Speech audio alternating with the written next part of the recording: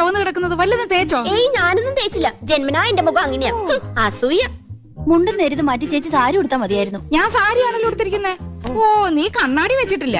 കണ്ണാടി വെച്ചില്ലേ നിനക്ക് ഒരുപാട് പ്രായം. ചേച്ചിക്ക് ഞങ്ങളെക്കാൾ പ്രായ കൂടുതലില്ലേ? മുണ്ടും നേരിത് മതിയായിരുന്നു. അതാ സെറ്റപ്പ്. സെറ്റപ്പ് അല്ല ഗെറ്റപ്പാ. ഓ പിന്നെ അയ്യേ, ഇത് തിരുപ്പനാണെന്ന് ഒറ്റ നോട്ടത്തിൽ അറിയാം. ഞാൻ അങ്ങ് സഹിച്ചു. ചേട്ടൻ പറഞ്ഞല്ലോ എന്റെ ഉയരത്തിന് ശരീരം പിടിക്കും, ഇതാണ് മാച്ചസ് എന്ന്. അതൊക്കെ പോട്ടെ. എന്നാ എനിക്കൊന്ന് പറയാനുണ്ട്. ഞാനാണല്ലോ ഏറ്റവും മൂത്തത്. യമുന വന്ന ആദ്യം വരേണ്ടത് എന്റെ മുറിയിലേക്കാ. നാക്കെടുത്ത യമുന ഇംഗ്ലീഷേ പറയൂ. കുറച്ചെങ്കിലും ഇംഗ്ലീഷ് അറിയാവുന്ന എനിക്കാ. ആദ്യം എന്റെ മുറി വരട്ടെ. കാണാലോ പൂരം. യമുന ആദ്യം എന്റെ മുറിയിലേക്ക് വരൂ. ഞങ്ങള് സമപ്രായക്കാരല്ലേ. ഭാഗ്യദോഷത്തിന് ഞാൻ സിനിമാ നടി ആയില്ലെന്നുള്ള കാര്യം യമുനയ്ക്ക് അറിയാം. അത് ശരി. ഇതെന്താണ്?